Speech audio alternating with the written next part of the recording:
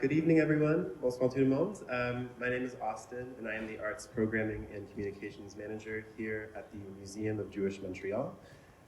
Moi, c'est Austin et je suis le gestionnaire de programmation artistique et de communication ici au Musée du Montréal Juif. Thank you all for joining us this evening to our panel discussion in response to public intimacy. I hope you all had a chance to view the exhibition since you arrived or have seen it before tonight. I would like to take a moment to thank the Goethe Institute Montreal and the Institute for Canadian Jewish Studies at Concordia for helping us make tonight's program happen. The exhibition was also made possible with the support of the Consulate General of Germany in Montreal and the Conseil des Arts de Montréal. For those of you who might be joining us for the first time at a museum event, welcome. The Museum of Jewish Montreal is an innovative place to connect with Montreal's Jewish life and identity, share our city's diverse heritage, and create new cultural experiences, such as the one we are about to experience together. Now, as some of you may know, public intimacy opened up back in October, and it was over 3 years in the making at the museum. When the artists Sophia and Johannes were conceptualizing public intimacy, and when myself and our artistic director, Alyssa Stockfish-Hauer, were curating the show, there were many themes and accompanying questions that arose through the exhibition's development. Questions like, how can we delineate the space between public and private? How can something as banal as a curtain act as a greater symbol for this divide? And what are the visual, mental, historical, or geographic markers that help us to make this distinction between public and private more or less clear? Over the last few months, visitors have shared their thoughts in our guest book upstairs and have opened even more doors to what feelings public intimacy elicits. Tonight, we're in the company of several very special individuals who will be bringing their own unique insights to this exhibition and its polyvalent themes. We're joined with artist and writer Michael Bloom, artist and researcher HEIDI BARKUN, advocacy and social worker Neil Santamaria, and lastly, our moderator, Miranda Crowdus, director of the Institute for Canadian Jewish Studies at Concordia. And now it's my pleasure to pass it on to Miranda to give our panelists a thorough introduction and to begin the panel. Thank you.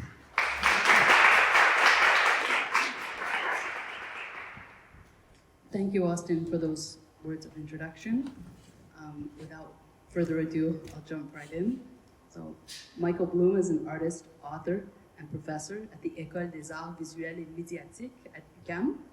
In his artistic work, as well as his many writings, he deals with people, stories, and places between everyday life and politics.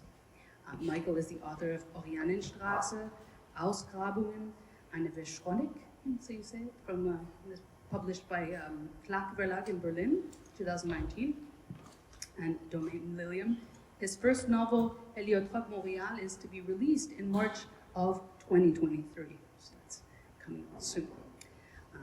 HEIDI BARKUN is a chronically ill and disabled transdisciplinary artist, now living in the Laurentians as of recently. She has a Master of Arts in Visual and Media Arts and Feminist Studies from UQAM, a Bachelor of Fine Arts from Concordia, and a Bachelor of Science at McGill. She's presented her research at academic conferences in Paris, New York, Aalborg, Vienna, and Montreal. Her artworks have been shown in Canada, the United States, Europe, South America, and they're included in the National Bank Collection and the Senbest Collection of Contemporary Canadian Art. So many prolific projects, about which maybe we'll get into those during the course of the questions a little bit.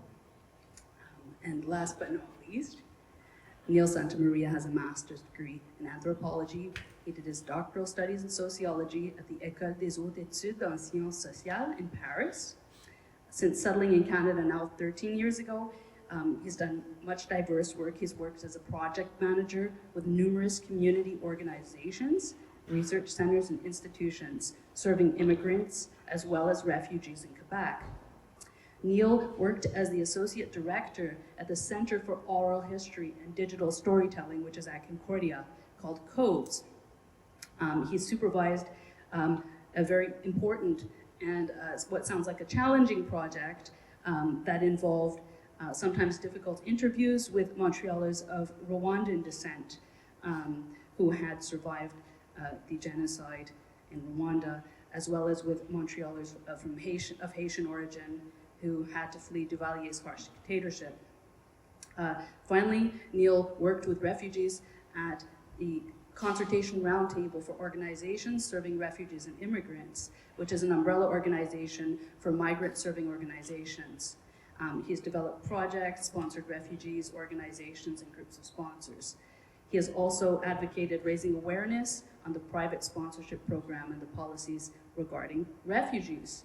So, all in all, I think we have a very interesting panel with hopefully lots of important synergetic inputs from different perspectives and positionalities. Just so happy to be here today. I think we have a video now that will highlight, it's a recent project of yours, Neil. Just to say that this video is from, I work now as a Quebec director of the Canadian Race Relations Foundation. And this video has been done on the theme of how hate can invade your intimacy and your privacy.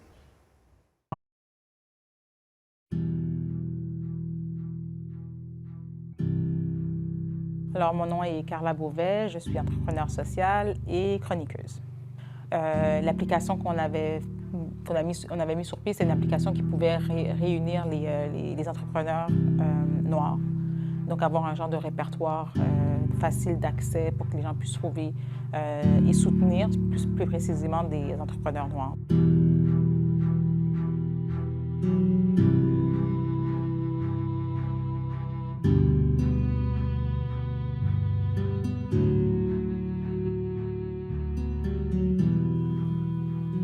Plus capable de la vermine comme toi.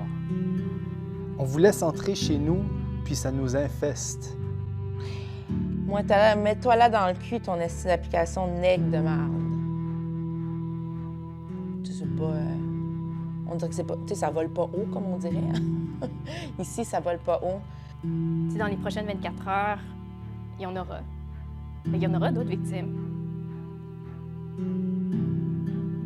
C'est blessant parce que qu'est-ce que cette victime pourra faire face à ce commentaire-là? Comment je me suis sentie pendant des semaines, rester avec mes fenêtres fermées chez moi, pas ouvrir les fenêtres parce que j'habite au premier niveau, puis je me dis, ça serait tellement facile que quelqu'un... En tout cas. C'est extrêmement violent, puis en plus de les dire à haute voix, ça donne une autre dimension, en fait. Honnêtement, ça a dû chambouler sa vie, c'est déchirant. La violence vraiment qui me fait peur, en fait, c'est la violence dans les mots. Ça m'enrage même. Ça n'a pas sa place. Ça n'a pas sa place. C'est juste leur lire, c'est venu me chercher. Parce que c'est pas ce qu'on est. Aucunement. Voilà. Sachant comment les médias sociaux sont des portes d'entrée pour tellement de déversement de haine, ça fait juste faire ressortir justement la laideur de notre humanité, si on veut. Faut pas que ça nous définisse. Je pense que c'est vraiment important que oui, d'accepter que ça vient nous blesser.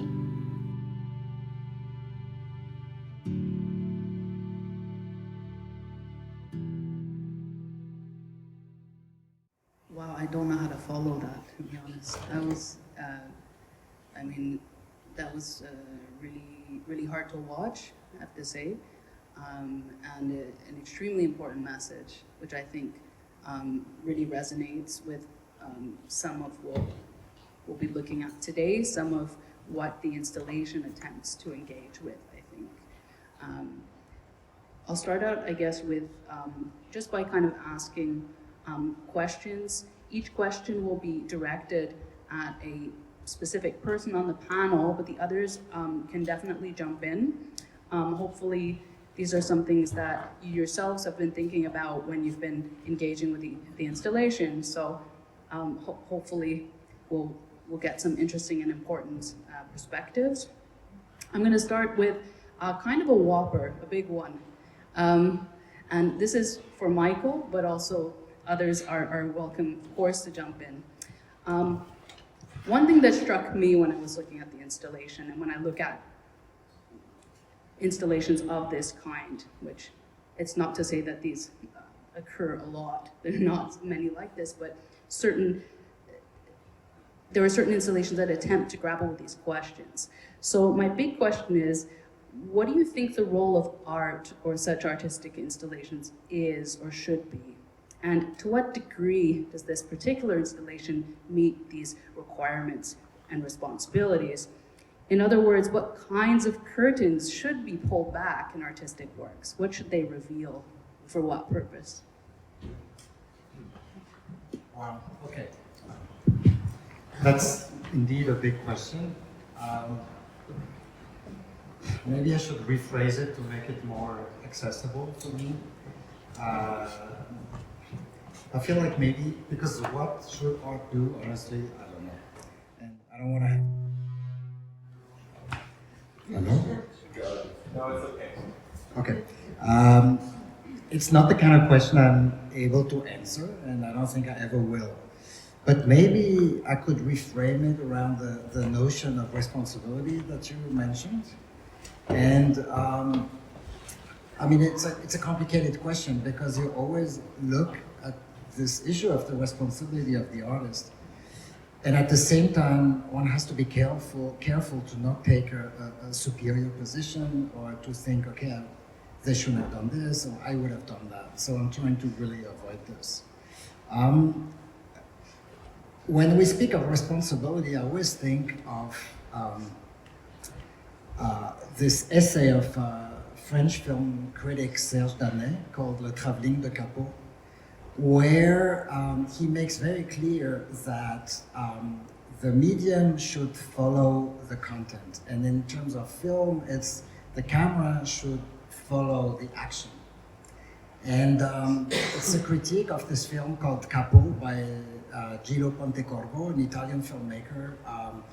The film is from 1960. Danet writes that he's a wonderful person, left-leaning, progressive, etc., but a bad filmmaker, because he makes this one traveling shot in the film, which is at the very ending, where instead of following the action, it also plays in the camps at the end of World War II, so it's very sensitive. So instead of following the action, the camera makes this motif that's almost ornamental and that has nothing to do with what's been filmed. So he phrases this notion of responsibility around also the choice of the medium and how you work with the medium. So if I look at this exhibition here, maybe more specifically the curtains, it's a choice of medium that carries a promise that I felt maybe wasn't completely fulfilled or left me with an open question. Because these curtains, how they're installed in space, I find myself a little in between the functionality and the ornament, without really being able to decide on which side the installation leans. For me, these curtains, they bring histories, because they come from flea markets and homes. So of course, in the flea markets, you buy objects, you imagine the stories without ever having access. That's why André Breton and the surrealists loved flea markets so much, because they could imagine all these stories without having to deal with actual documents. But in this case, I don't really have access to these stories. And because it's all secondhand curtains that really are very secondhand, they give us a notion of these histories without giving us access to them. And maybe that's something that left me a little hungry, or that made it difficult for me to really develop immediately a clear opinion of the piece. It's because of this undecidedness maybe between ornament and functionality. So I don't know if I answered your questions, but I twisted it a little bit from what art should be to the responsibility, to the curtains, and to the stories behind them. No, I think maybe that's my way of answering it. I think that was, at least in part, answered that, and it was very nuanced. And I also felt that, but you articulated it a lot better than I ever could. So I know I appreciate that. For me, it's quite a lot of clarity. Heidi, do you have anything to add to that? It made me think, the question makes me think of something that Eyal Weitzman, who is the director, an architect and the director of forensic architecture, a global justice, human rights organization. And so in a conference, he was just sort of talking about so there are a group of people and they're architects and they're all sorts of different things, and like what art spaces bring to this conversation. So the question was sort of like, why is this art? And his sort of answer was really thought-provoking for me, which was art spaces that allow for conversations that aren't available in other spaces. So in a sense, when you're talking about, sorry, your question talked about, I'm now thinking about Michael's question, but anyways, the idea of sort of the responsibility of installation and all this, right? So yeah, I was really thinking about this and how that installations like these, without being very specific, like Michael, but installations like these allow for conversations that maybe we couldn't have elsewhere, right? So this space being a museum, but the space itself, and I'm sure we'll talk more about that, allows for a certain conversation, again, that might not have been otherwise possible. Okay, very interesting. So that could be, in a way, the responsibility then to create or to generate conversation. It's not only the installation itself then, but it's also all the things surrounding it as a sort of prompt for asking important questions, perhaps. Thank you. And Neil, I was wondering, along those same lines, the work you're doing is obviously really important. How do you see the sort of intersections with art, with current art forms that deal with these issues? How do you see that happening? Well, to be honest, I'm in a kind of profession where we used to talk a lot. I mean, like a lot, conferences and so on. But whenever possible, I try also to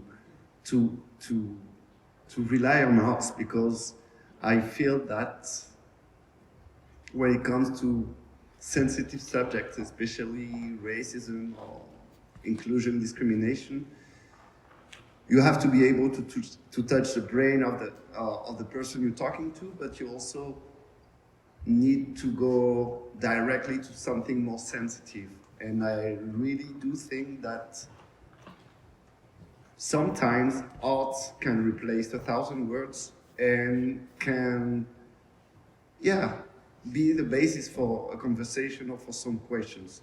But when we try to decide if art should have a responsibility or not, I think that art is free, doesn't need to have a mission, because art can take so many different forms. But the art I really love the most is the art that is going to make you react and maybe also talk or want to discuss a little bit further about different subjectivities. Thank you. I have to think about that one a bit. I think along those same lines, and this is addressed to you, Neil, as well, public intimacy is seems almost like a dichotomy. It suggests sort of an outward move to locate personal matters in a more public domain. That's what it says to me. This emphasis is sort of on shared discursive spaces of public engagement. So obviously this dichotomy, if you like to call it that, public and private, and here in relation to injustice and social responsibility, it really figures prominently in this installation. I think what messages, Heidi talked about conversations as a springboard for conversations. So what messages, reflections, or introspections can we take away from this, do you think?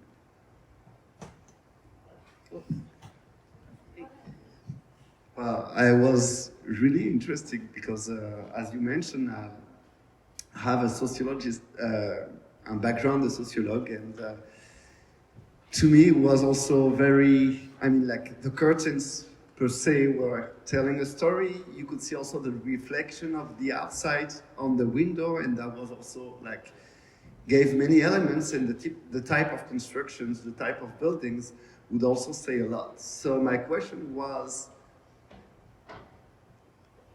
where do the intimacy start? And some curtains are also like semi-transparent. So they give to see a glimpse of the inside. And when you open them, you also like your intimacy is in a way becoming public. And to me, that's, I mean, like, we saw a video that dealt mostly with social networks, and social networks in a way tend to blur the lines between public and private. Because on one hand, you have, like with all the influencers, like a mise en scène of intimacy, of a monétisation de l'intimité also. But on the other hand, like, home is not a protection, or as it was said in this exhibition, une paupière de l'intimité that block the look from the outside. So I think that the same way you could see a little bit, a glimpse of the inside, and you could see some elements that would give you a story around those curtains. I think also that the idea, at least nowadays, that you can protect your intimacy with curtains is also a question that we could raise. That's very interesting. I hadn't thought about the curtains being sort of, in a sense, very fragile. So actually, your intimacy, I always saw it as we need to sort of reveal the intimacy, or we need to reveal what's private so that we can contend with issues that are happening. But actually, in a way, the curtains are sort of semi-protective or not, as the case. Maybe see them as sort of being fragile. So that turns things on its head a bit. Heidi or Michael, did you want to add anything to that? I think it's all about the light. When you look from the outside, inside, even without curtains, you wouldn't see much. When you look from the inside, even with curtains, you see a lot. And so for me, that's about the amount of information that's been given to you. And it made me think of, I mean, the history of painting. You have countless examples, and maybe the latest example I can think of are the films of Nourrit ta Vive on language, where you have these very intimate portraits of people speaking about language, and then there's one shot that's not a talking head shot. That's a shot of the window seen from the inside. So when I saw these images, I was constantly thinking of the counter shot that I was yearning to see, because it would provide me much more information than the little I can decipher from the outside. This said, I also want to add that these notions of public and private, of course, they keep on existing for all of us, but I think they're blurring more and more. I mean, it's a kind of a cliche to say that, but with social media, among others, I think, I mean, no one's under 15 years old here, but I think if we'd ask really young people, their notion of public and private is very different. And I think anything private, intimate that happens and that you document on social media isn't intimate anymore. Or it's this fake intimate, it's this representation of intimacy. So there's something also quite, that remains in the city fabric, but that is quite obsolete almost about this dichotomy public-private. That there's a whole middle ground that is this kind of, public intimacy that without being an oxymoron anymore. It's just it's intimate, but it's also very public at the same time. That's a really interesting observation, I find. I was just talking to my students in my hip-hop class today about false intimacy and how, so I thought Kanye was my friend and now he did these bad things, and it's like, but there is this sort of false intimacy generated between young people, and there's celebrities whose music they enjoy or what have you. So I think this all these different things come to light. But thank you for that clarification, because now that you've mentioned this sense of perspective, it makes me actually understand the installation a lot more than beforehand. Well, I feel like my thing is intertwined with what I think is your next question. So maybe I'll let you ask, I don't know if it's coming up. Maybe I'll let you ask the question and then I can kind of, bring it all together a little bit. I mean, Do you have something textual? Okay, well, I'll just launch it to it. okay, you can, it's okay. So I feel like I have a different perspective a little bit on the curtains. So I'm from the granddaughter of a family who is in the drapery business. And so I have like a history of family businesses that has to do with like draperies in Montreal, in this area. So very anchored in the actual history of the space and in the materiality of the curtains. I can tell you that certain ones have grommets and other ones don't, and some aren't actually curtains but sheets. And there's a certain right and a certain knowledge of things. There's also 2 or 3 curtains that are for hospitals. Very specifically, I can tell because of the fabric. So anyway, so I have all these other ideas about this, like where the private spaces were, right? Where I can imagine where these spaces are, as opposed to just a general sense of curtains there. So I think it brings that, but also this idea that like curtains beautify the home, right? It's like instilling a pride in your home, and there's a very sort of like, it's actually a lost art, and it's sort of disappearing, right? What my family did and is disappeared. And so this sense of like what happens on the inside and the purpose of these, I find very interesting within the context of like the photos, which I guess comes to this disconnect that Michael was talking about in our pre-conversation, but sort of how between the current installation and maybe the photos, and where are we? But I really think about this idea of the private spaces, what they might have been, and this idea of like the worn and tattered aspect of it. I find really important when thinking about this idea of public and private spaces. And so we're sort of inside that, but we're also outside because we're looking at these. And so I can't help it within this space, even though it has such a heady, important message and starting point, the exhibition, I feel that like the context of these curtains here in this actual space, I kind of, really, it's quite interesting. And then I'm sure we'll have more to say just in general about the actual space that we're in. Yeah, thank you, Heidi. That's fascinating. I mean, I was going to ask you specifically about the tactile sort of component of the installation. We've answered that really well. There's a good segue to another question. So I grew up when Saint-Viateur and Bloomfield was away for many years in Europe. And, I was a kid in the 80s, and it was a time, there were no cell phones, so that we'd roam this neighborhood freely. And I would come right across here on my skateboard. The sidewalk was very bad because there's big cracks. And I believe that wall wasn't there, and you could look inside. My friend's dad used to come in here. There were like these silver, I seem to recall, but it was strange coming in here because this kind of, this sort of generationally, temporally displaced, these displaced situations converged, coming back here for the first time.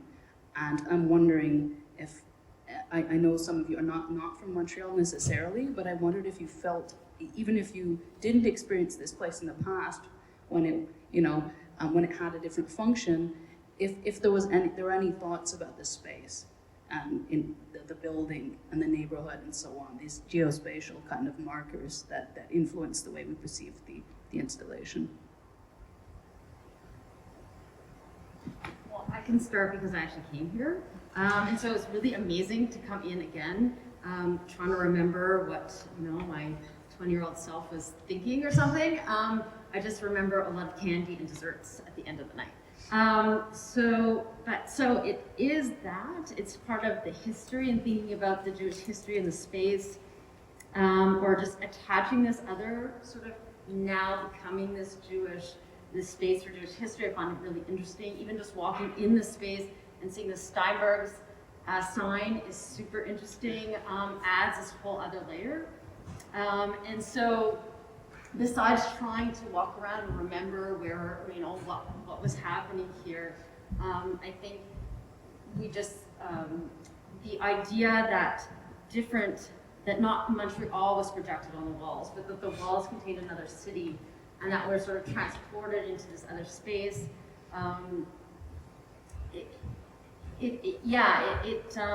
Maybe made this, sorry, losing my words, this, not conflict, but this sort of question of, it was hard, it was a little bit hard for me to disassociate those, but I think it sort of added to that. So the installation in the sort of theatrical way in which it's installed, with the themes and the poles and all that, coming from theater, from what I understand, Austin and Alyssa told me when we're walking around, I think it adds to this sort of theatrical space, but it also gives the space this impermanence. And so we understand that we're in a space in construction or in transition.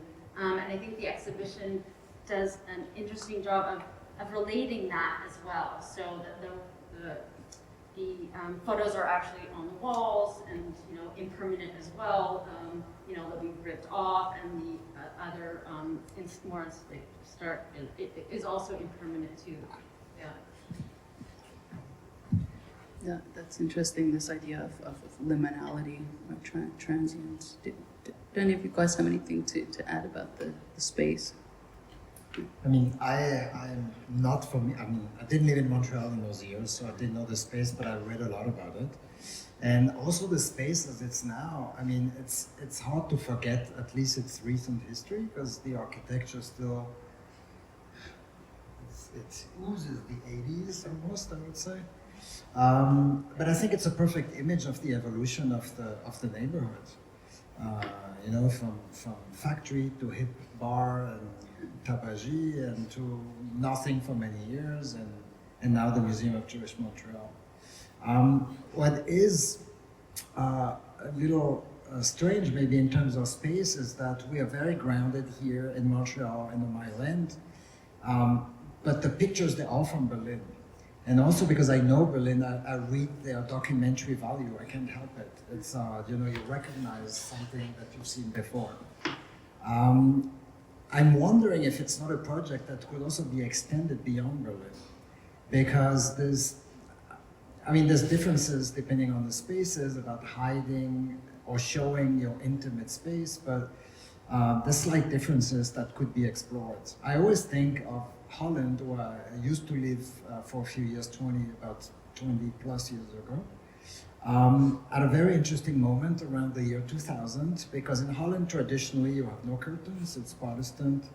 You show how modest you are, and usually you have behind the window a bowl of potatoes to show that, not exotic fruits, because that would be too wealthy. But in around 2000, I noticed that I discovered there were a lot of little sly strategies by people to start hiding a little bit. I saw this as a global trend maybe, but it was interesting how you could hide some without really admitting that you're hiding. And I find something kind of similar in Montreal. It's the garden fences in the ruelle, where you have a system with 2 layers that if you stand, you see nothing, but if you walk, you have moments, like in the stroboscopic image, where you can see just little snippets of what's inside. So for me, the question of space is really, and that's I think what I asked Austin the other day, is like, what's the relation of the artist to Montreal? Because for me, that's really a question, to have a project that is based only on Berlin, and that comes here, and the link wasn't clear to me. So that's to the question of space. But I think this work about people's strategies to hide their intimacy when they live on the ground floor, because it's something we haven't addressed yet, but it's only, we talk of public intimacy, but what I really noticed maybe as a photographer is that it's only ground floor views. It's always frontal. And you could think that apartments on the ground floors are by nature almost part of the public space. Or if you really want to be intimate, you go on the upper floors. I mean, everyone who's lived on the ground floor kind of knows that. Maybe they get a cheaper rent. Maybe. But not even a cheaper rent. I used to grow up in a place that was on the ground floor in a very small street.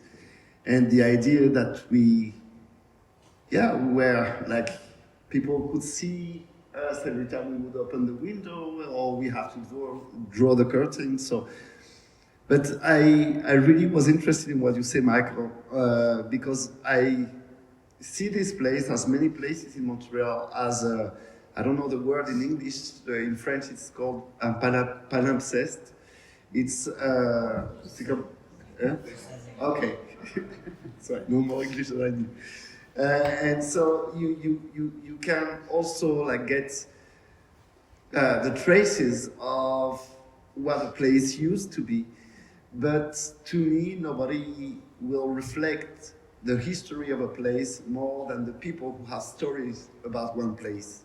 And once again, we're getting into the ultimate intimacy, which is not home or an apartment, but more memories and the idea you have of it. So when we were working on Life Stories Montreal, I know that people would describe some place, but not only the physical structure, but the memories that were associated to that place. And it was, to me, really better than any picture I could have seen, because you had like the combination between the space, how it was, and the memories somebody had of that space.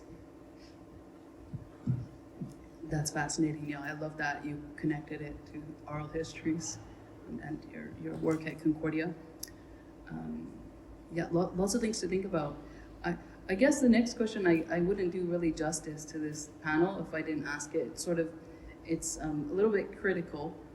And I guess all the text refers to sort of, just gonna look here, connecting to broader issues, felt internationally. And then there's sort of these issues, bystanderism, the rise of xenophobia, racism, anti-Semitism. The description also talks about, quote, a regional context still contending with a history of state and civic violence from the Holocaust, as well as a contemporary resurgence of anti-Semitism and xenophobia and the rise of neo-Nazi movements in the far right. Yes, there's a regional context that's still contending with those things to which these photos refer. Is there really a connection? Can you problematize this a little bit based on your own experience? I mean, certainly there can be said to have it. There is a connection. You can't say there's not one. But what positive impacts can initiatives such as these have on these very large-scale problems? Sorry, it's another whopper, I think.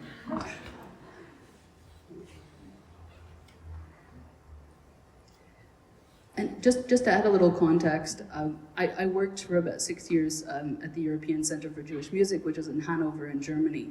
And we got a lot of requests to perform Jewish music for the public in various contexts. Some were appropriate, some were not so appropriate. They were always well-intentioned, and I had a wonderful experience, a scholarly, musical experience there. But often there would sort of be this, it was almost like code switching. Oh yeah, we're gonna play great music and we're gonna combat anti-Semitism together.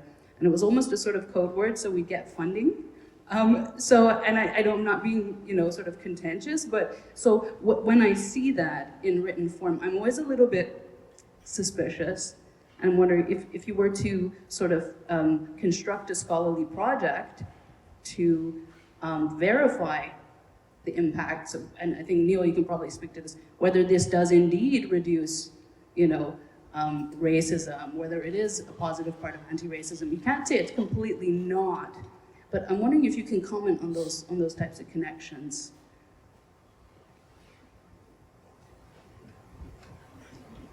So I think that it goes back to maybe to the idea of conversation and we're having this conversation now, so that's something.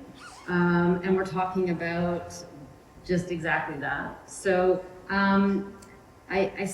like, without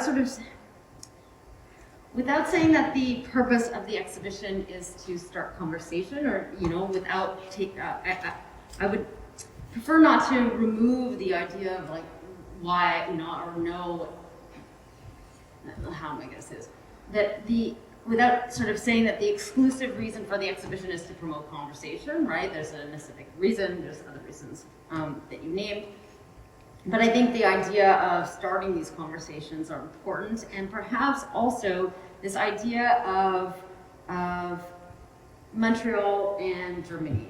And so that sort of like disconnect between what has happened, or how people are thinking about these ideas here in a sort of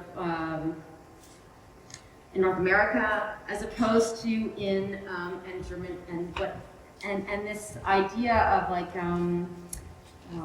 what is it? This foreignness to it, right? So this disconnect that I think that North American Jews have to contend with when we want to understand more, when we go to Germany, when we are confronted with German culture, when regardless, right, of the past, of the present.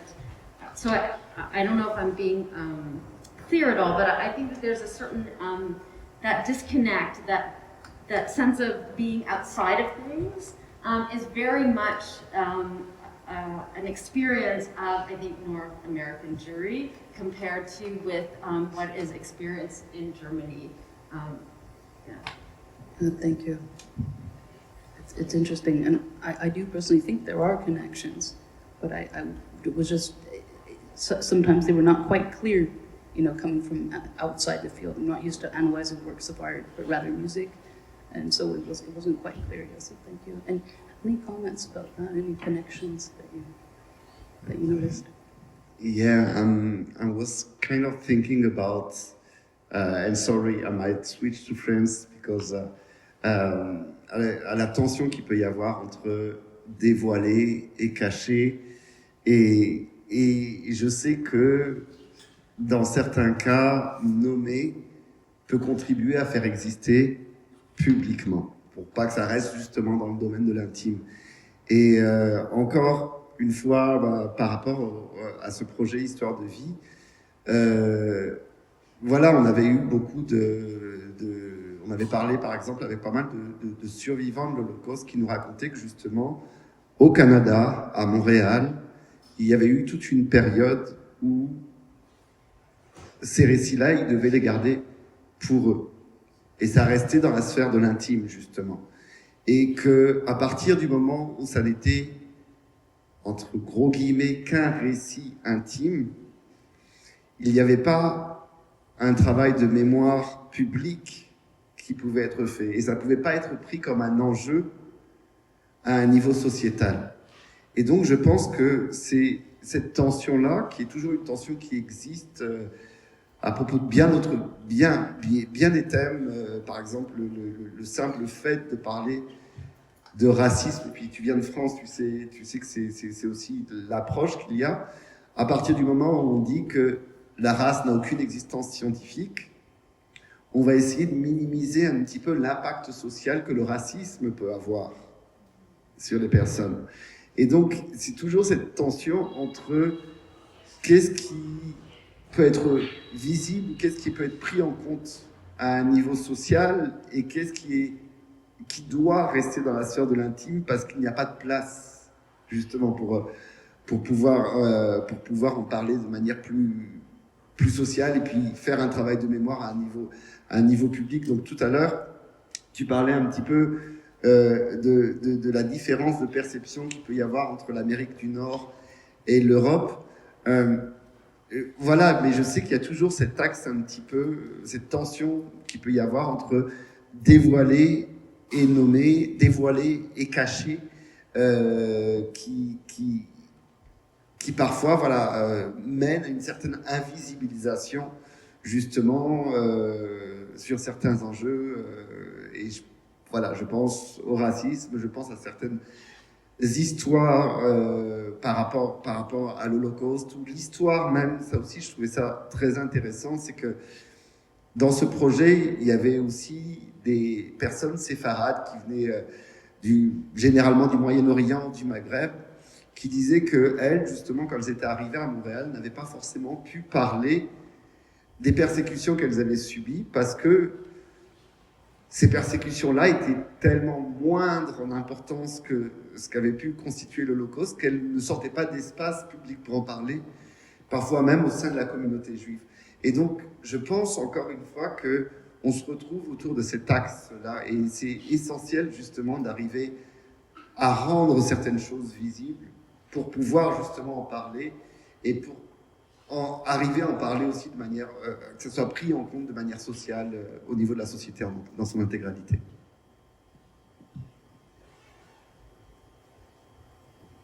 Oui, merci. Je demanderais si une installation comme celle-ci pourrait les rendre visibles, justement, ou est-ce que ils sont toujours un peu cachés, quoi. Merci.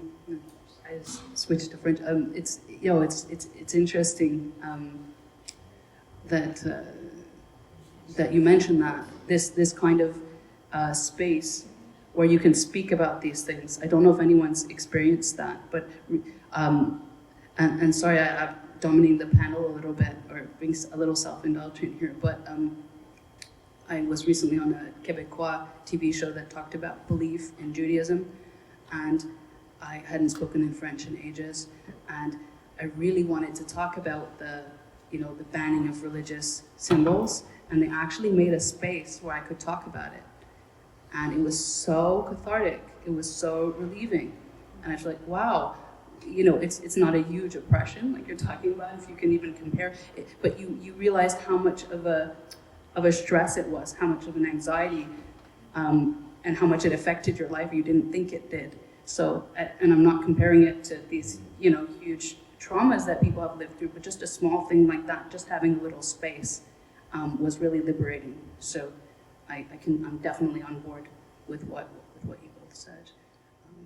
Michael, do you have anything to add there? Not really, because both Heidi's and Neil's answers were great, so it kind of hushed me. Yeah. I would just add, I really, okay. No, I it's would okay. just add one thing. To follow up with what Heidi was saying, the difference between North America and Europe is always striking when you go from one to the other, because here it's all these problems exist, but they're dimmed, and in Europe and especially in Germany, they're extremely acute, and people get revved up very quickly. We could see all the debates about the last documenta, for instance, as soon as we said the word anti-Semitism. BDS has been banned and outlawed in several countries in Europe.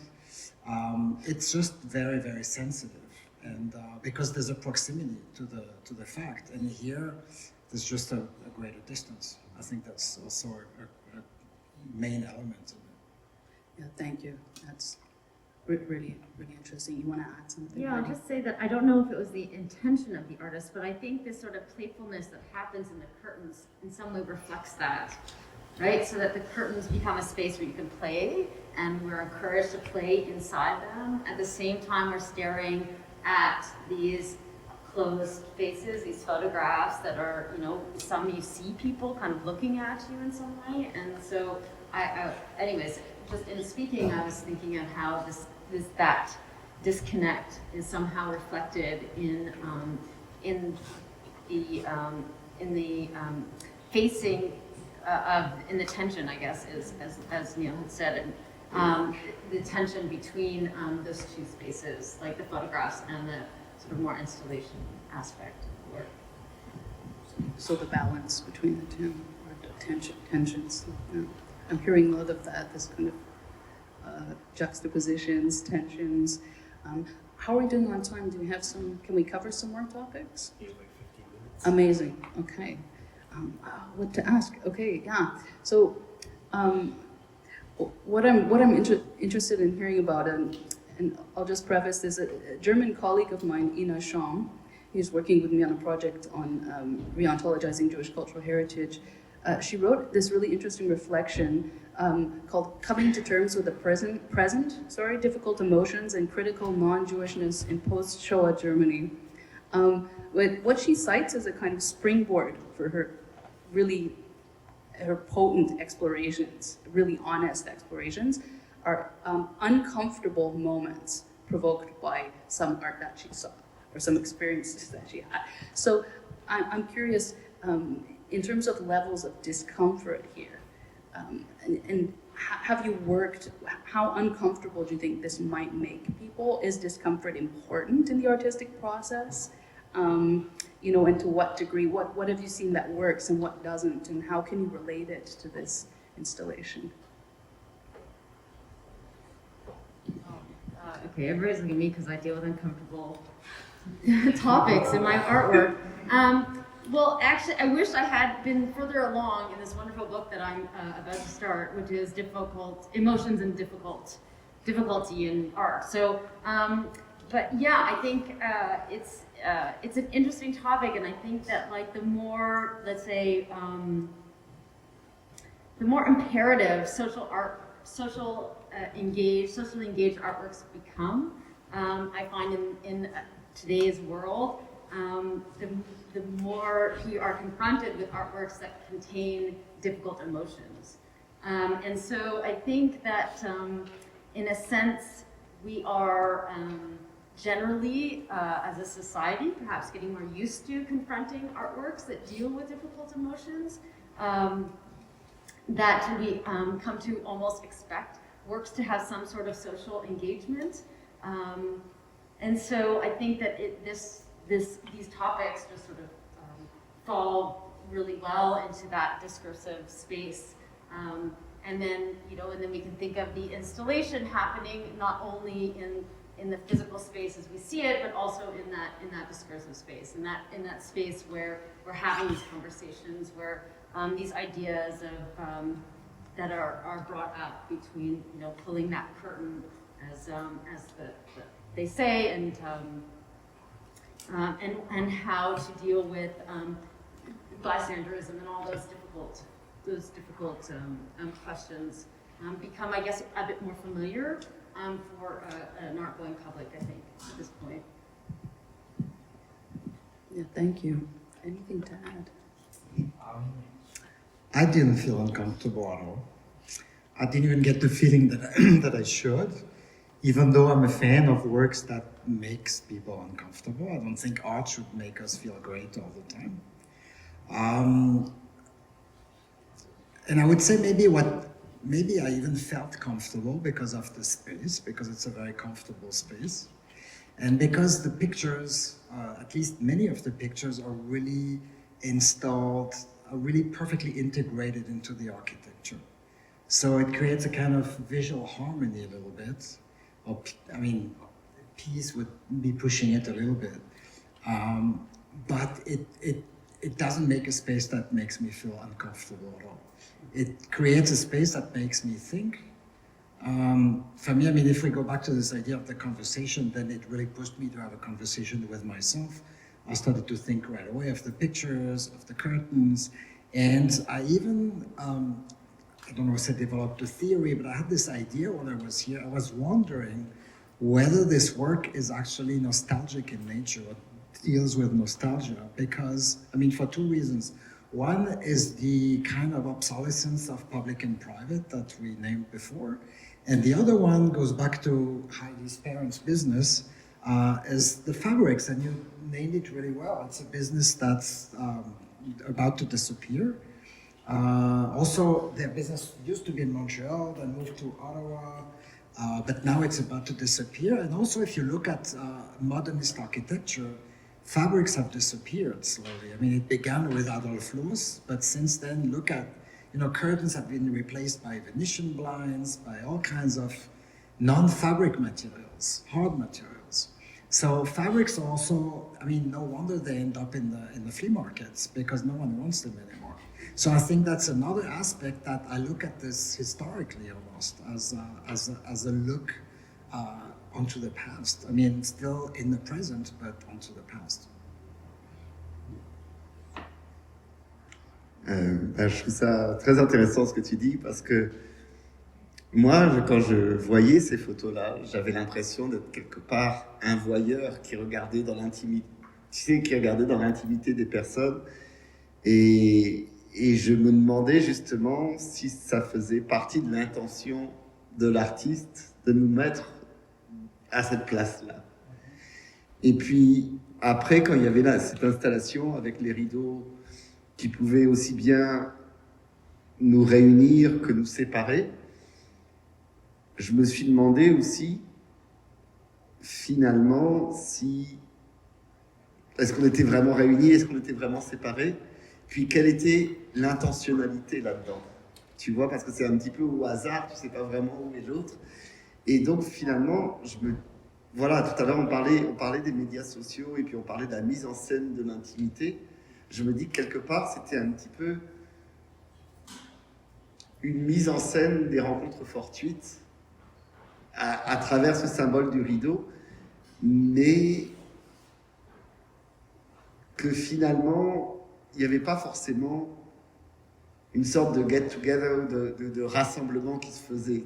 Pour moi, les rideaux étaient plus là, du coup, pour se séparer et pour, à la limite, deviner l'autre plutôt que rentrer réellement en contact avec lui. Et donc, c'est pour ça que je trouvais, pour rebondir sur ton idée un petit peu d'inconfort, sans dire que ça m'a fait sentir inconfortable, il y avait aussi cette position dans laquelle on n'a pas l'habitude d'être, c'est justement peep into somebody's private place, private home, you know? And I think that was, at least to me, that started a reflection, une réflexion à propos justement de quels sont les paravents qu'on a pour protéger son intérieur, et puis finalement, qu'est-ce qu'on donne à voir à l'extérieur. Et je trouvais qu'à ce niveau-là, c'était très intéressant. Et voilà, et que par contre, on sentait que c'était des immeubles, des cités qui étaient très, très, très, très européennes. Enfin, ça se voit assez rapidement. Et je trouvais que Montréal, qui est justement une sorte de composition de plusieurs horizons, ça reflétait assez bien, finalement, ça avait assez bien sa place ici.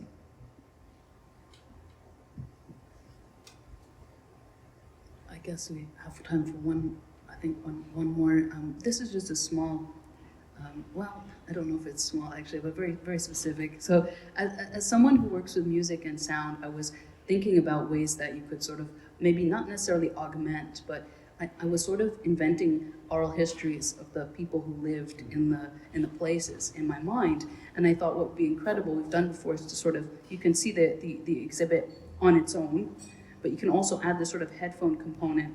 When you pass by the installations, you can hear, for example, the sounds within the apartments. You can hear maybe people's experiences, maybe in their mother tongue. In Germany, there's a lot of Turkish people, came in the 70s, I believe. Turkish and so I was kind of imagining that, having experienced those blocks. So I was saying, if you had to add a sonic component, what would you add?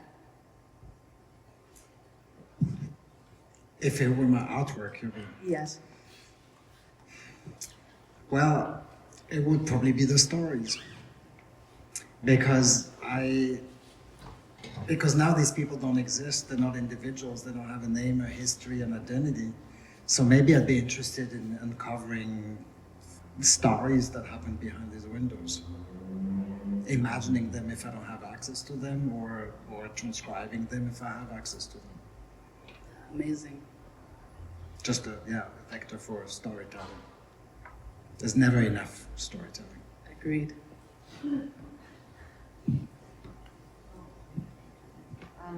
Yeah, I mean, I think that I don't know. I don't have much to add to that. I think we're all sort of very much taken by stories, and stories that have some basis in history, but that also bring up today. Yeah, I think I find it hard to project, I have to admit, into somebody else's artwork. And so I'm finding it a little difficult to answer the question. But I do think, just to bring up from the last question, this this sense of disconnect. And I think it's just that reinforcing, and I think there's something very, and I'll go back to it, very North American about this. And maybe that's, maybe this idea of difficult stories and disconnected from them, maybe that will help anchor them in their space, right? So if we had a bit more, maybe that would help me to connect with that, the past or a present that's happening elsewhere. And so not to say that anti-Semitism and closing of the curtains and that separation isn't happening here in North America. There's just a very specific way in which we are separate from the past here, that I think that perhaps that gap can be reached if we had more connection, just like Michael was saying.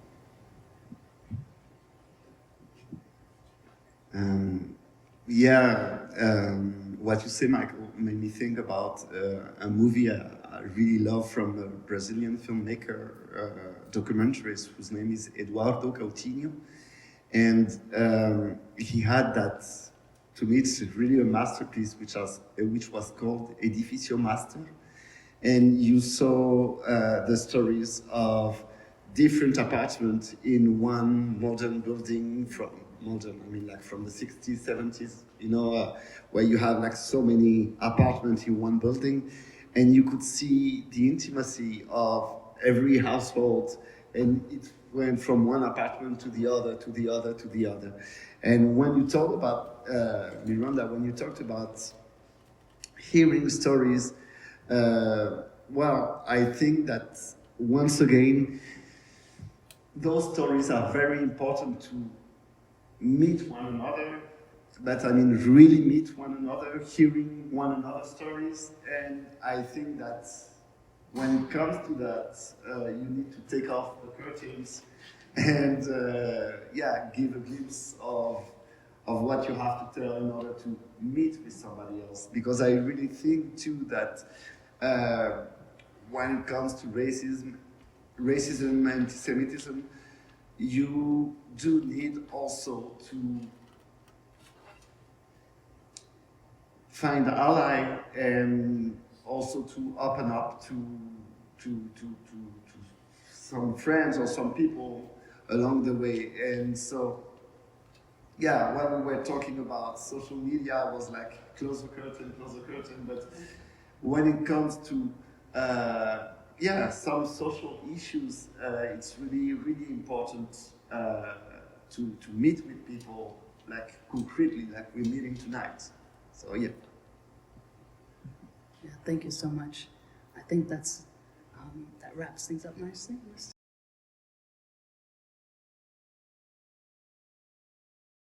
That's a really good question. Does anyone want to answer that or take a stab at it? I think it's worth noting to that point that with regard to the exhibition exclusively, all of the photographs, this whole exhibition was conceptualized during the pandemic, so during that time. And I think that their initial, I can get into like the whole story of how this exhibition came about, but their initial plan was much smaller in scale because we had a different location. But I think the photography was an added element, and that those images of the interior, or I should say the outside looking into those interiors, were added a little later than the textile element. So there's a very temporal connection that speaks to what we were all collectively going through globally. Those photos were taken during the curfew, during the lockdowns, for example, for the most part, I believe.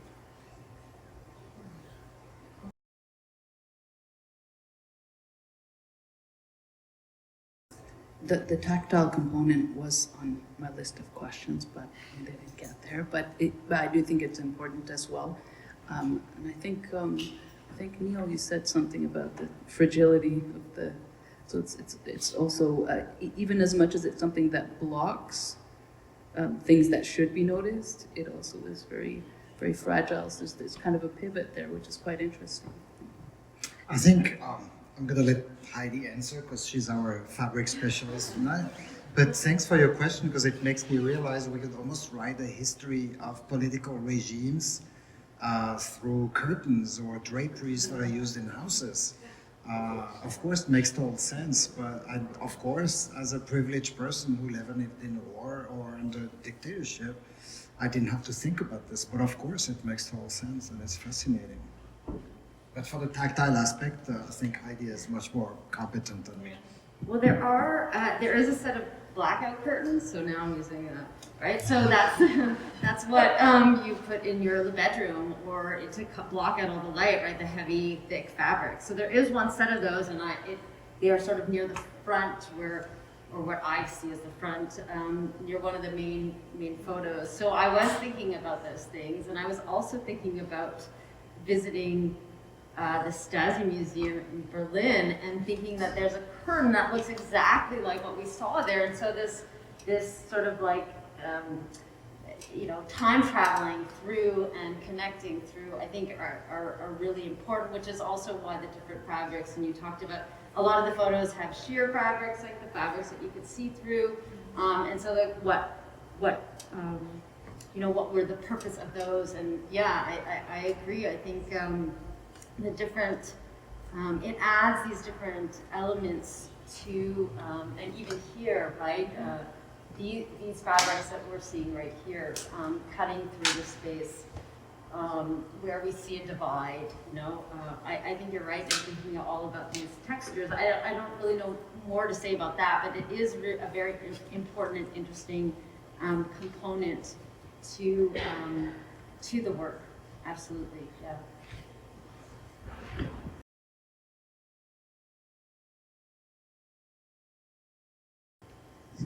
Well, it's super interesting to hear, and I guess then it's a good exhibition because it yielded so many different reactions. Yeah, it's very affective, I think, for some people, not as intellectual, necessarily. Yeah.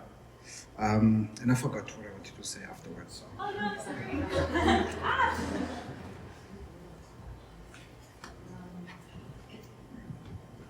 So my strategy in some sense is collecting stories to be able to get out of my personal experience and then show a wide varieties through audio, a wide variety of experiences that sort of that have a similar starting point.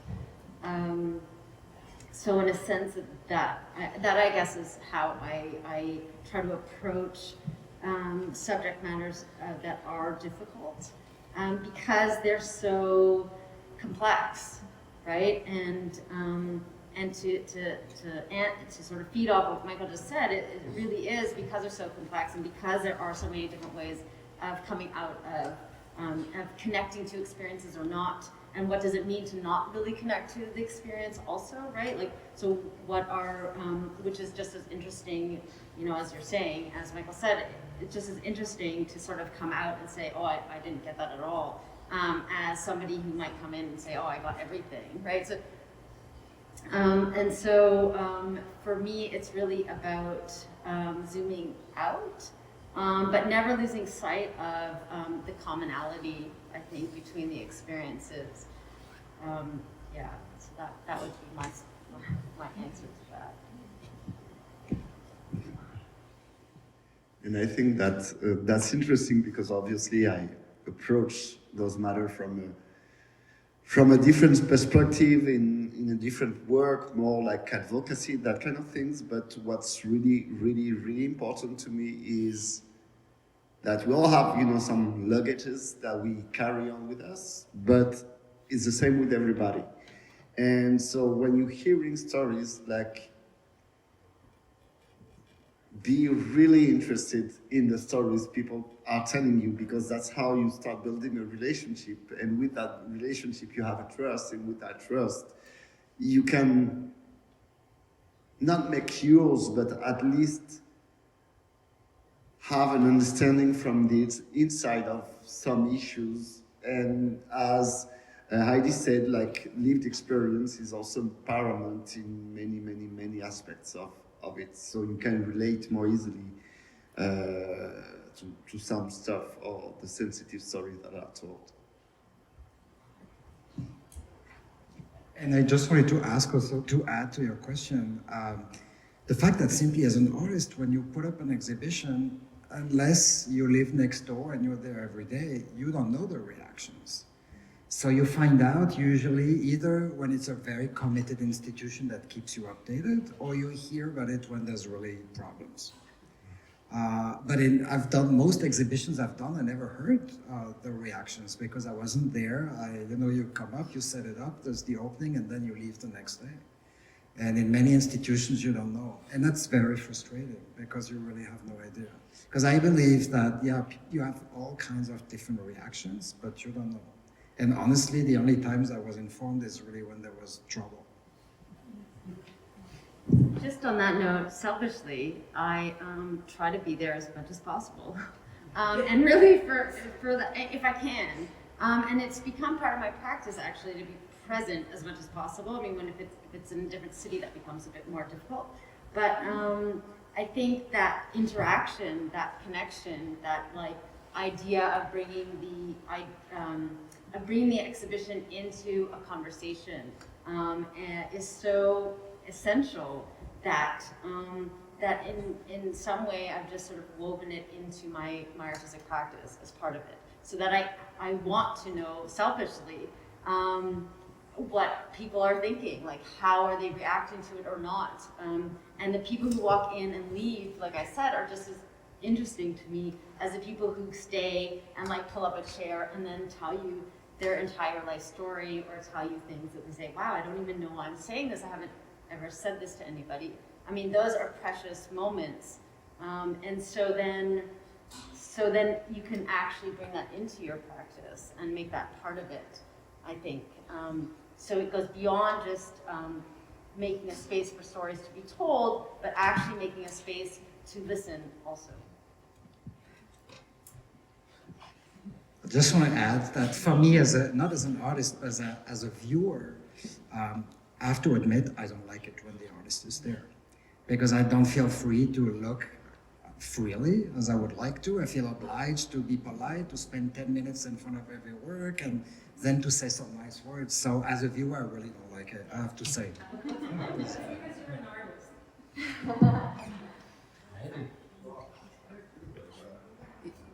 You don't like the opportunity to pick their brain, because I would just get them involved in an intense conversation.